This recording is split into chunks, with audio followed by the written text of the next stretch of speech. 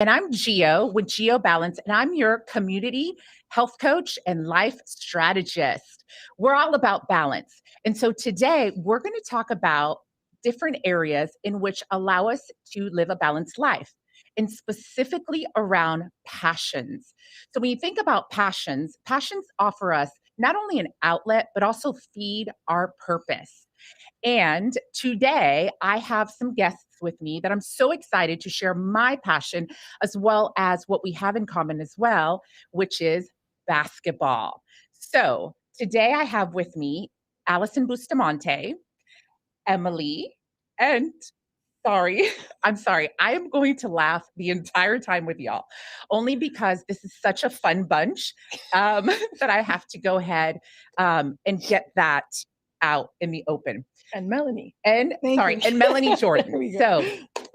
So before we get started and we talk about this topic, why is it so important to follow your passions and really use it as an outlet? Why? Because it will re-energize you, it can reset you, and it's just a way for us to get away from like the stress and just allow us to enjoy ourselves and really experience joy. So for us, again, like I said, it is basketball. And not only basketball, but things that are going on today in our community, this at this very second that we can take advantage of. And being females and really playing the sport is there's a lot behind it and a lot that we kind of want to talk about today and kind of inform you so that you know not only what's going on in the community, but also if you want to join us whenever you'd like. So let's start by introducing ourselves. Just tell me a little bit about yourself and your basketball background. Allison, why don't you go first? Okay, so my name is Allison Bustamante. Grew up playing basketball within the community. I'm here from Miami, Florida. Played basketball my entire life. Was lucky enough to get an athletic scholarship to play at the next level. Did that, graduated quite a few years ago at this point. And since then have kind of found my way back in the game, just in the coaching realm of it and the training realm of it. So just starting to build different programs and an organization really in general focused around the female community and building the youth from the ground up to be able to, to hopefully pursue a passion the way that I was able to pursue a passion. So it's kind of what I've got going on right now. Yeah. So Allison and I actually met through my daughter who also plays basketball. And I was so glad to find the basketball community because I am not from Miami. I am Miami by heart. So Emily, tell us a little bit about yourself and your basketball background. Yes. So thank you for having us today. My name's Emily May. I'm originally from West Palm Beach, Florida. So not far, but definitely not Miami. I came down this way for a basketball scholarship as well. Grew up playing multiple sports, was a 3-sport athlete, but really fell in love with basketball. It was exciting, just had a different energy about it. And after graduating college, I did not anticipate to get into coaching, but I had the opportunity to coach my alma mater, St. Thomas University right here in Miami, and coached college for 4 years and then stayed connected with coaching at the youth level, right? So been doing that, been plugged in with Allison the last 3 years, and it's been awesome to kind of pour back to that age group. Nice. And Melanie, how about you? I'm Melanie Jordan. I'm from here. I started playing basketball a little late. I was 12 years old, and there was something called Miami Basketball Recreational League. That's where I kind of found my passion for basketball. And then I went to high school where I was actually coached by Allison. My senior year came, and I had to really shoot the ball very well, and Allison made me the three-point shooter I am today, training very, very hard, not letting me get any water breaks at all. Wow. So that's what happened, but I was very fortunate where that year I was able to break the record with the most threes in the school year. And I was able to then be able to go to Bear University where I got a scholarship to play. After graduating from there, then Allison one day was like, hey, you want to help me, coach a few kids, come to a few clinics? And then she goes, why don't you just coach a team? And then it just started from there. And now I just coach, little ones, older ones. And we've been together for very, very long. And I'm very fortunate and happy about it. And I think basketball is something that I definitely will want to have, doing something with it for the rest of my life, despite, whatever else I may do. Yeah. So it sounds like what we have in common is really we played to almost the highest level, right? Because today we do have the WNBA, but to the college level. And first of all, can I say that it's not necessarily a coincidence, but I find it also appropriate that we're about to kick off basketball season in October, right? And we're also going into the 75th anniversary, right, of the NBA. So, in my opinion, a lot of basketball going on, especially coming up to the surface in October. Back to us having this basketball in common and really having played at the college level. I want to know because we all played at different times. Okay, we're not going to age ourselves here, but we definitely can say we definitely played in four different generations. What do you think has changed from the time that you played to now, right? And then we're going to talk about a little bit of access. You talked about Melanie in playing with Tamiami being females in the actual sport of basketball. Where, what is it? What's the availability? And then we'll go into you, Allison, really about you making that available to the community and for youth. So let's start with what's changed. I will tell you that what has changed is the height. Okay. Because I remember at one point I looked up and I said, holy moly, how did they get so tall? Like, how did we get so tall? It's like all of a sudden, because I used to play a four position, 5'10, I was golden. And then all of a sudden I looked up and I'm like, whoa, there's a 6'3 girl. So for me, definitely the height change. So whoever wants to go, what's changed? I think it's tough to say. I definitely think, what we like to say, like, I think we got a little softer. I think we were more aggressive when we were younger, or I don't know what it was, what we ate. But we were also more exposed to like being outside more. Obviously, unfortunately, we have to deal with the pandemic and everything now with the kids now. But I just felt like we were more of like just more competitive by nature. And I think now we're very, like, we have a lot of access to trainers, a lot of technical things where before it was more of like put the ball in the hoop. Now it's like, how can I, cross someone up and then get to the basket? Yeah, I think the game is getting a little bit more technical. Yeah. I think, with access to a lot more trainers, a lot more like just social media in general, I think has changed the game significantly. I think on a positive note, it's changed just in the interest level.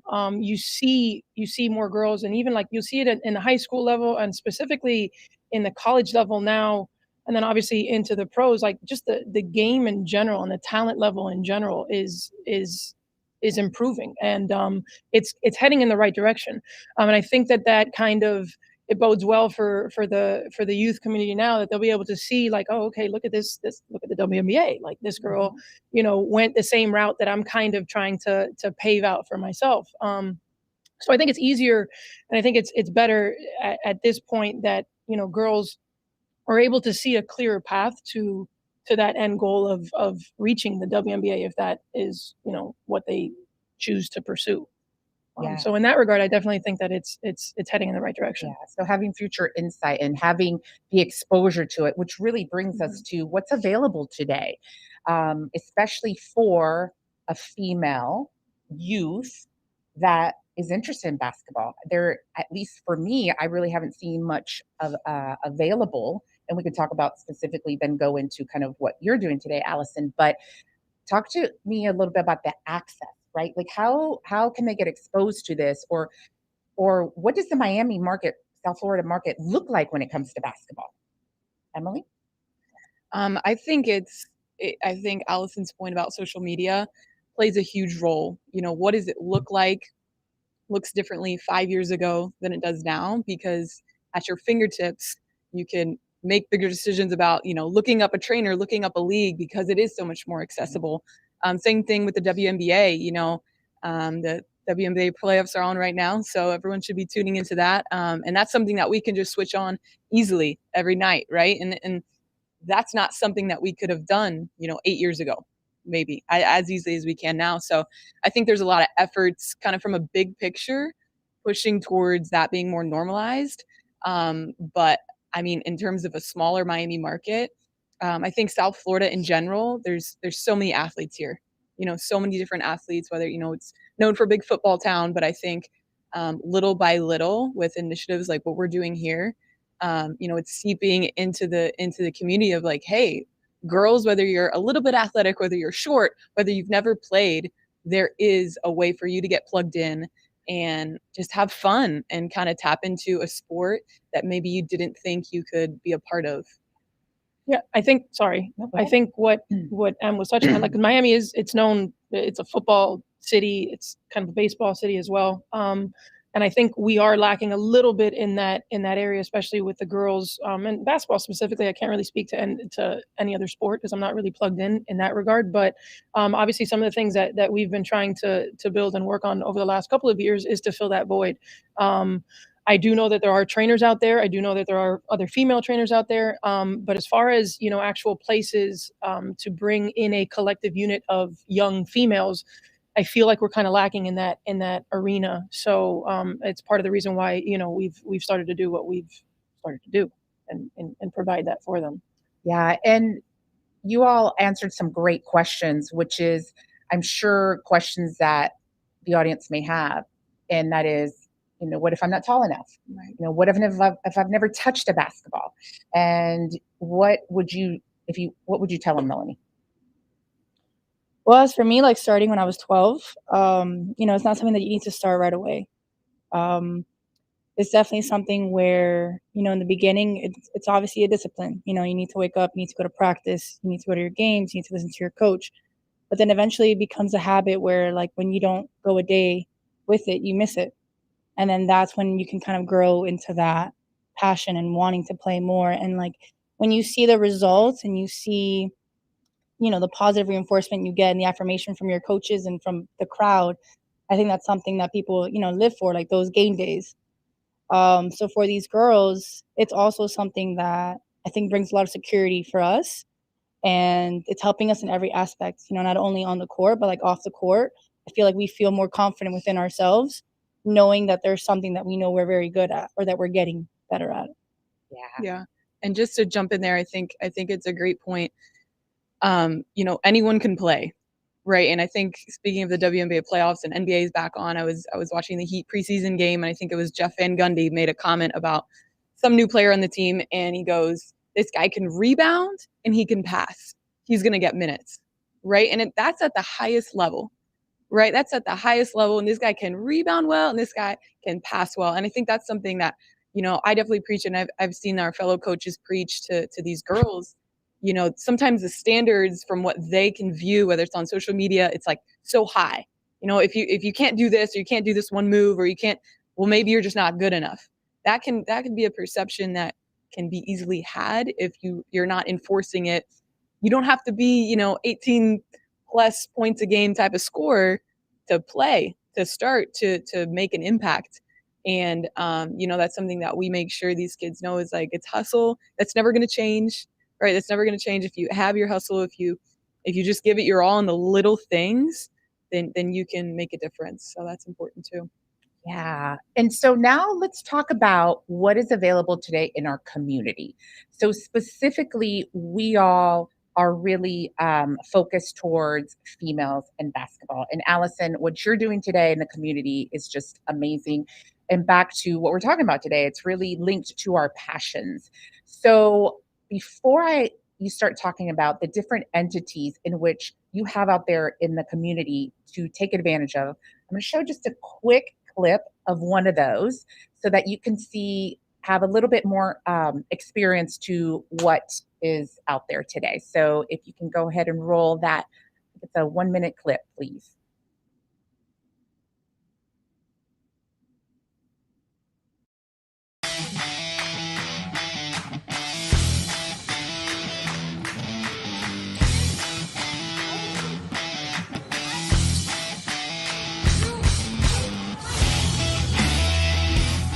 We love Impact because of the amazing coaching staff and the bonds we create with our teammates.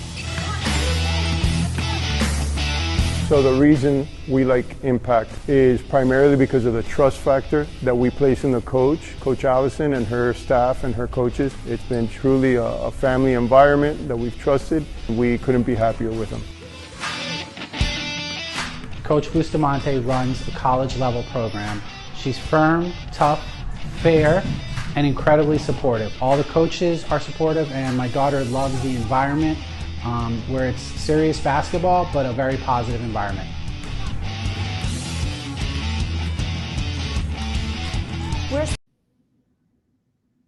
All right. So Allison, tell us, what do you have available out in the community?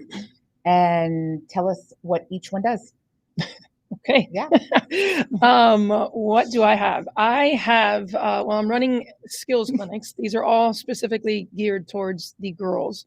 We run skills clinics 2 nights out of the week. And that's really the platform that we would use for, if you're interested in playing and learning, whether you're a beginner or you're advanced, there's a spot for you in these skills clinics. Those happen Monday nights and Wednesday nights.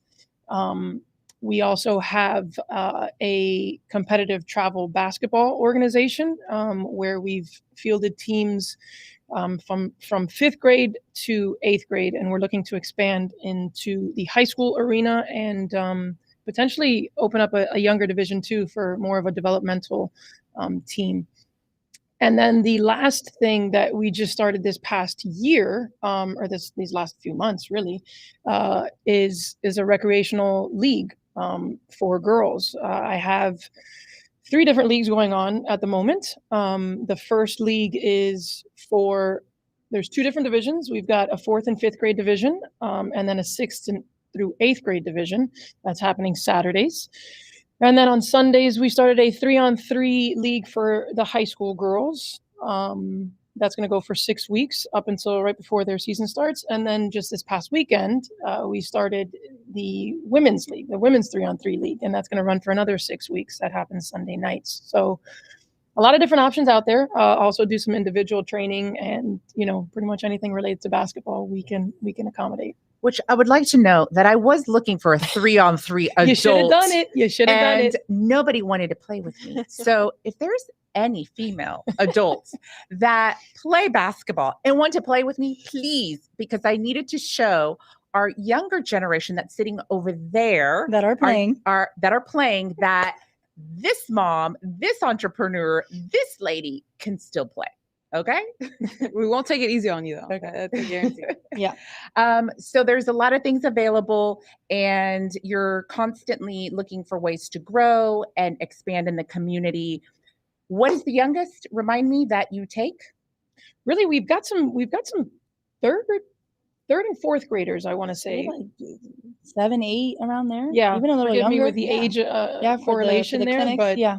Yeah, 7-year-olds. Okay. Mostly, it's not the age that I want to have the cutoff. It's I want them to enjoy themselves, and the way that I associate that is if you're able to reach the rim.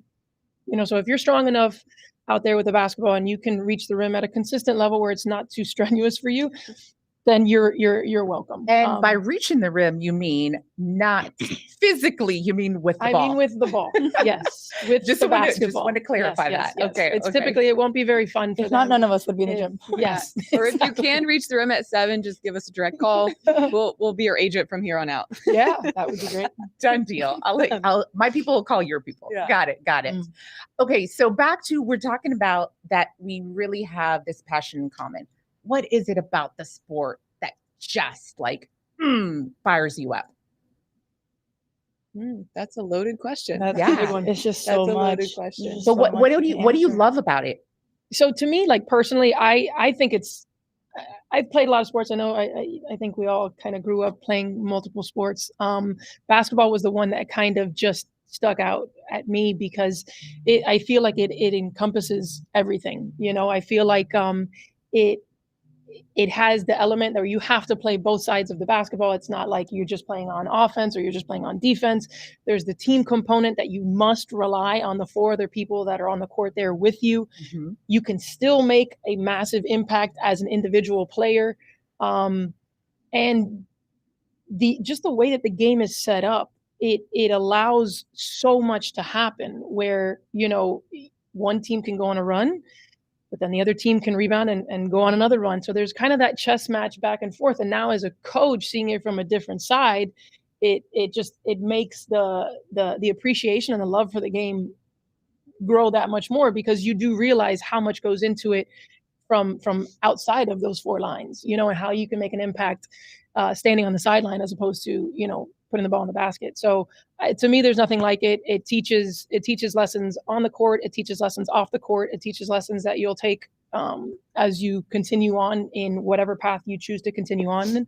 And yeah, I don't think there's too many other sports out there that check all those boxes. Yeah. That's for me. Listen, I don't disagree. I think I agree with all of that. What I would add, me personally, is one, as you know, I'm a very high energy person. So one, it's a sport that literally I can just leave it all on the court because I'm running, I'm giving it my all. And then two, it's somewhere to feed my competitive spirit. But at the same time, it's not about me, right? It's about a team. And I'm sorry, there's nothing about that wood smell that I just love. But yes, I grew up with it, and it's so vital to have some kind of structure and component that teaches discipline as you move along. So what would you probably say is the biggest lesson that you've learned from this passion? Wow. Another loaded question. Yeah. I think, Sorry, Emily. yeah, no, I think it's a great question. I think what Allison said about teaching lessons, they're everywhere. I think the biggest lesson is kind of twofold. Number one, and this is with sports in general, but I think especially with basketball, because it's so fast paced, there's no gray area, in a sense that you get the job done or you don't. And a lot of times in life, that's the case. You know, you have to man up, woman up, and get the job done and put in the work, because in the game you'll be exposed. So, you know, what you practice will eventually be you know, exposed and shown. And so in life, I think, you know, what you put into your work, to your family, to your character, whatever that is, that's in private, right? No one's going to know that. Just like in the game, 90% of the work, probably more, 99% of the work done by these great players, it's done in private. And it's, who are you in that moment? Do you have integrity?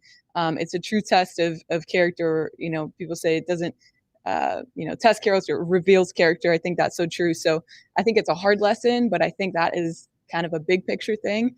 And then also it's the team aspect. You know, you can do everything right in a game as an individual, and you can lose, right? And that's tough. That's hard. That sucks. But it just shows you the importance in life of relying on other people, of building other people up, of, you know, to be a great player, I think you have to make other people around you better.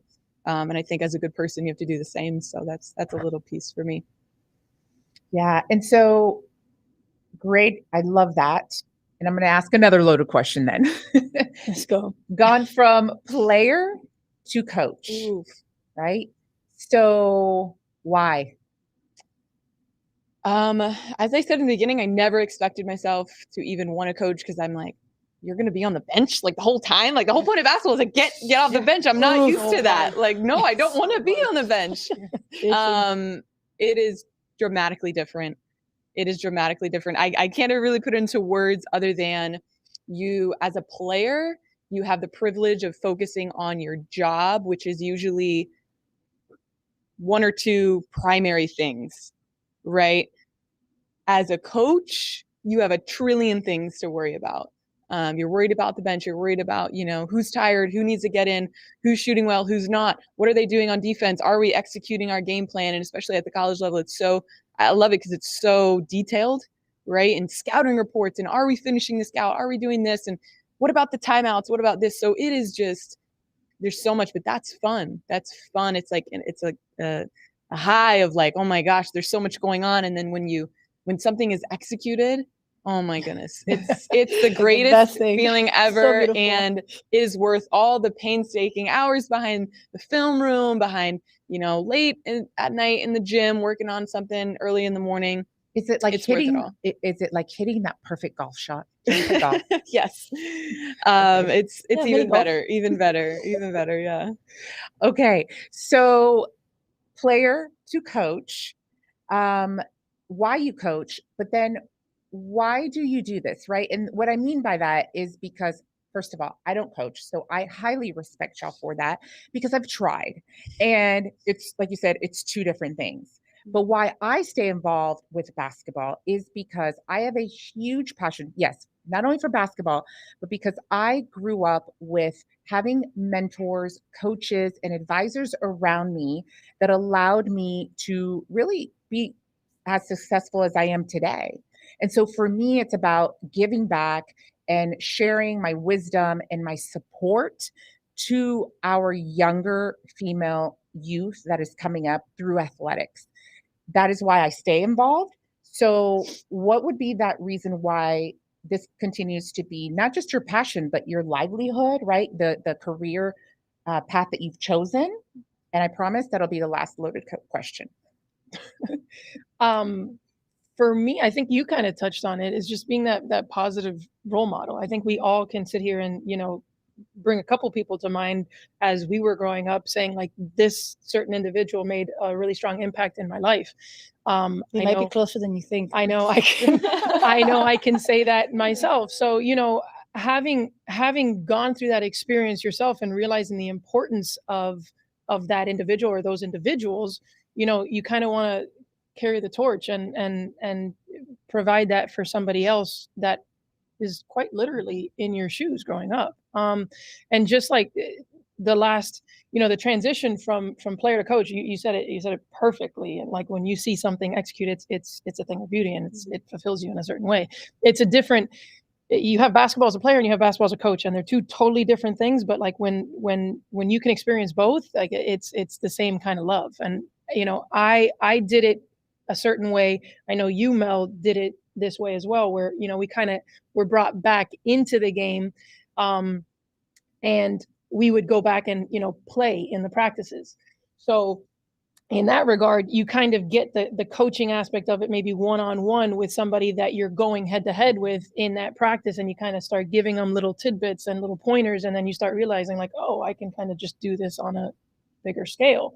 And therein lies the coaching aspect of it. So that's how I started it. And that's because I, like you, I thought I was done with basketball when I was done with college. My body was hurting and I was done. I was like, all right, it's time to get into the real world. Let's do this. Yeah, I think it was so different. And slowly but surely, I kind of was dragged back into it. And then, that's how it started for me, with that assistant role in connecting one-on-one with the players. And then, just then being able to address a group of them. And then, it carried on to just trying to do it with different teams. But yeah, part of the reason why I kind of got into the coaching was for that aspect, to give back to the game, because there was a lot of different people in my upbringing in the basketball world that made a massive positive impact in my life.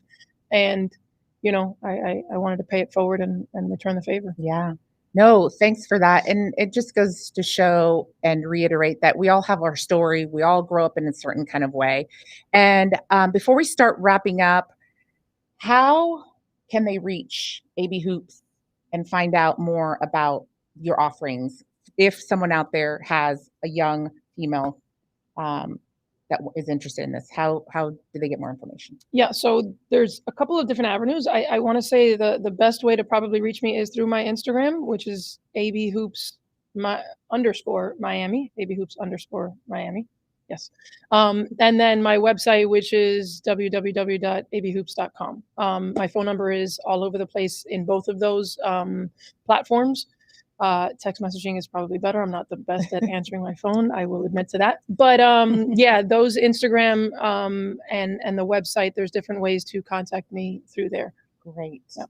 Perfect. So again, if anyone's interested or wants to inquire, just pick up the phone, ask a question. Ask for any of us really, and we're willing to talk. And if and we're happy to get involved and talk to your daughter and encourage her to find her way. And if this can be your passion of hers, even we would certainly love it. So I cannot thank y'all enough for being here today and sharing in what's, again, a huge passion of mine as well as yours.